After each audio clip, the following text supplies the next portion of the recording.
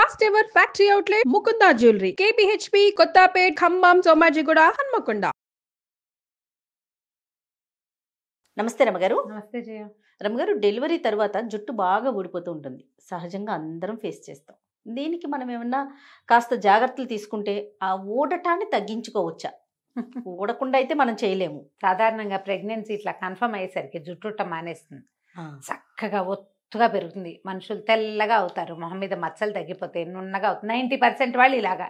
ఎవరో కొంతమంది మొహాలు మెళ్ళు నల్లబడిపోయి ముక్కింత లావైపోయి మనుషులు ఇట్లా ఊరిపోయి ఏదోగా అవుతారు. తక్కువ. కానీ సాధారణంగా ప్రెగ్నెన్సీ అనగానే జుట్టుడ్డం మానేస్తుంది, చక్కగా పెరుగుతుంది, నున్నగా ఉంటుంది, తలకట్టు బారెడు కూడా పెరిగే వాళ్ళు ఉంటారు, చక్కగా వస్తుంది. ఈ డెలివరీ అయ్యేసరికి 5వ నెల 6వ నెల వచ్చేసరికి జుట్టు ఊడిపోవటం మొదలవుతుంది. ఊగొట్టేసరికి జుట్టు ఊడిపోతుంది అంటారు పిల్లలు. ఊగొట్టం 4-5 నెలలు వచ్చేసరికి ఊ అని ఆ కవిస్తూ ఉంటారు వాళ్ళే. ఆడెప్పుడు ఊ అన్నాడో అప్పుడు మన జుట్టు పాత రోజుల్లో అలాగే చెప్పేది. జనరల్గా ఏంటంటే ఒక 6 నెలల పాటు తల్లులు వాళ్ళ ప్రెగ్నెన్సీలో ఉన్న తిన్నవి వేసుకున్న మందులు అవి వాటి ఎఫెక్ట్ ఉంటుంది. 5-6 నెలలు వచ్చేసరికి ఈ పాలు ఇస్తారు కదా, పాలు ఇవ్వటము ఈ మన నర్సింగ్ వల్ల కొంత, తర్వాత ఏమో ఈ హార్మోనల్ బ్యాలెన్స్ అవి మళ్ళీ మారుతాయి. అంతకుముందు పీరియడ్స్ ఏం లేవు కదా మనకి, అది వేరే హార్మోనీలో ఉంది మన సంగతి.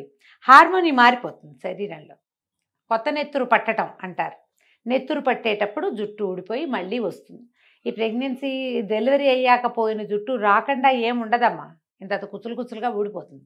మళ్ళీ ఏడాది వచ్చేసరికి మళ్ళీ వస్తుంది తల. ఈ లోపల మళ్ళీ మనకి ప్రెగ్నెన్సీ వచ్చో, జ్వరాలు వచ్చో, దగ్గులు వచ్చో, జలుబులు వచ్చో, ఏ మోషన్సో అయ్యో, ఏ థైరాయిడో కనపడి రాత్రులు అస్సలు నిద్ర లేకుండా పొద్దునే వీళ్ళు ఆఫీసుల్లో చేరిపోయి చాలా స్ట్రెస్ఫుల్గా అయిపోయి స్ట్రెస్ అవుట్ ఎలాగో అవుతారు. ప్రెగ్నెన్సీ పిల్లలతోటి పోస్ట్ పార్టము కూడా ఉంటుంది. కొంతమందికి పిల్లల్ని హ్యాండిల్ చేయలేక స్ట్రెస్ అవుట్ అయిపోతూ ఉంటారు. నిద్రలు చాలవు, స్ట్రెస్ పెరిగిపోతుంది, జుట్టు ఆటోమేటిక్గా ఊడిపోయి రాదకుండా అయిపోతుంది. బేసిక్ నీడ్స్ కొన్ని ఇవ్వాలి శరీరానికి. మనం ప్రెగ్నెన్సీలో పోషణ బాగా చేస్తాం, పిల్లలు పుట్టాక పోషణ తగ్గిపోతుంది, మన మీద తగ్గిపోతుంది. ఈ పిల్లాడి మీదే ఉంటుంది కదా, చంటివాడి మీదే ఉంటుంది, దాంతో వస్తుంది. మీరు ఖచ్చితంగా 5-6 నెలలు వరుసగా మీరు నర్సింగ్ మదర్ అయితే ప్రతిరోజు పాలు తాగటం మానేయకుండా.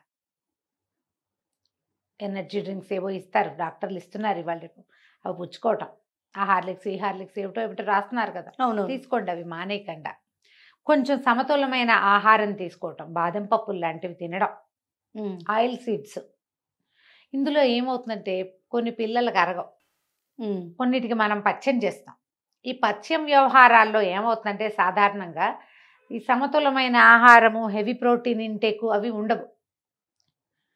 ఐరన్ లాస్ ఆటోమేటిక్గా జరిగిపోతుంది. ఈ లోపల పీరియడ్స్ వచ్చేసినాయి అనుకో, ఆటోమేటిక్ ఐరన్ లాస్. అవును కదా. ఇన్ని కారణాల వల్ల ఊడిపోతుంది జుట్టు.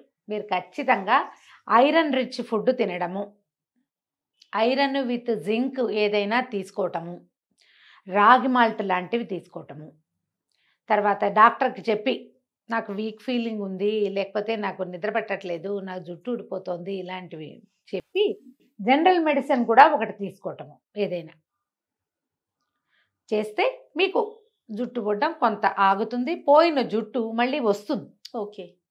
సాధారణంగా వస్తుంది, రాకపోవటం ఏమి ఉండదు. మనకేంటంటే ఊడిపోయింది కనపడుతుంది, నెత్తి మీద మొలుస్తున్నది ఏం కనిపిస్తుంది, అది బాగా కిందకు వచ్చేదాకా మనకు తెలియదు జుట్టు లావెక్కింది అనే సంగతి. నెత్తి మీద ఉంటుంది కదా. ఇలా మనం ఆహారం విషయంలో కొంచెం మెడిసిన్ ఏదైనా కూడా మల్టీవిటమిన్ లాంటివి తీసుకోవటము. కొంతమంది ఏడాది ఎన్నర్థం వచ్చాక కూడా పాలిచ్చే వాళ్ళు ఉంటారు. వర్క్ చేస్తూ కూడా ఫీడ్ చేస్తున్న మదర్స్ కనపడతారు. పాలు తీసి పెట్టడం, ఇప్పుడు వచ్చిందిగా అవకాశం, పాల ప్యాకెట్లు పంప్ చేసేసి తీసి పెట్టడము, అవే పట్టుకుంటూ ఉండటం. పిల్లలకి పంప్ చేస్తున్నాము అంటే లోపల నుంచి బయటకు రావటమే కదమ్మా. అంతేగా. మీరు ఐరన్ లాసు, కాల్షియం లాసు, ఇంకేదో విటమిన్ లాసు ఆటోమేటిక్గా అయిపోతూ ఉంటాయి. దాని ఇంటేక్ కూడా ఏదైనా ఉండాలిగా.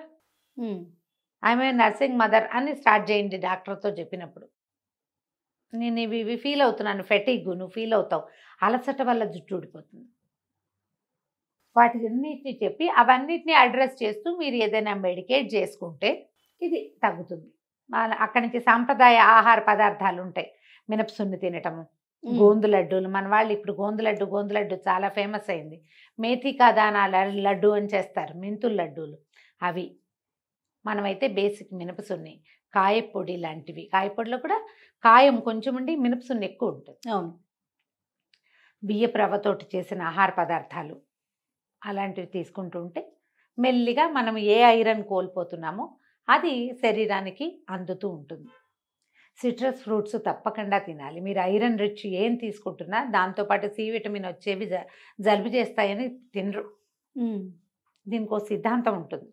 మనం మధ్యాహ్నాలు తినాలి సిట్రస్ ఫ్రూట్స్, సాయంకాలం ఎప్పుడు తినద్దు. ఇప్పుడు కూడా మనం తినకూడదు. మామూలుగా కూడా ఏ పళ్ళైనా సాయంత్రం పూట నో, రాత్రిపూట నో. మధ్యాహ్నం పూట తింటే సిట్రస్ ఫ్రూట్ వల్ల మీకు జలుబు చేయదు. మీకు నర్సింగ్ మదర్ అవటం వల్ల పిల్లాడికి జలుబు చేస్తుందేమో, మనం కమలా పళ్ళు తింటే, మనం బత్తాయిలు తింటే ఎలా డౌట్లు వస్తాయి. అవును, అలా అవ్వదు. మీరు మధ్యాహ్నం తింటే మీకు కావాల్సిన సి విటమిన్ అందుతుంది.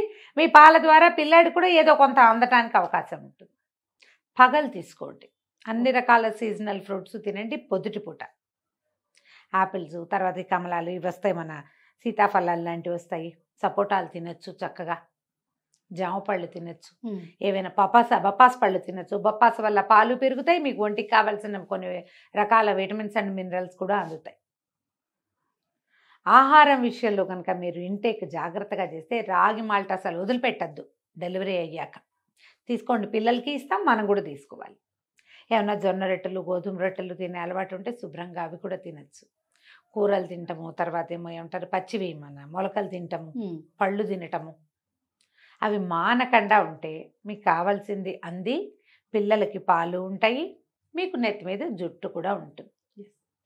జుట్టు ఊడిపోవటాన్ని మీరు ఎప్పుడైతే తెలుసుకున్నారో అప్పుడే మీరు డాక్టర్ని సంప్రదిస్తే ఇంకా కొంచెం బెటర్ రిజల్ట్స్గా కూడా ఉంటాయి. ఏవో తెచ్చుకుని ఇప్పుడు రాసుకుంటున్నారు రకరకాల ఆ నూనెలు, ఏ నూనెలు.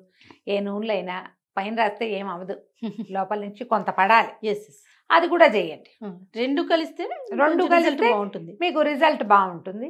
ఇది చాలా సహజమైనది అనుకోండి, హాయిగా ఉంటుంది. మనసుకు ప్రశాంతత, టెన్షన్ ఫీల్ అవ్వకూడదు. అందరికీ ఊడిపోతుంది, ఎవరైనా ఇంతే. ఇలా ఆలోచించండి, హాయిగా ఉంటుంది. రైట్ రమ్మగారు, నమస్తే. నమస్తే చే.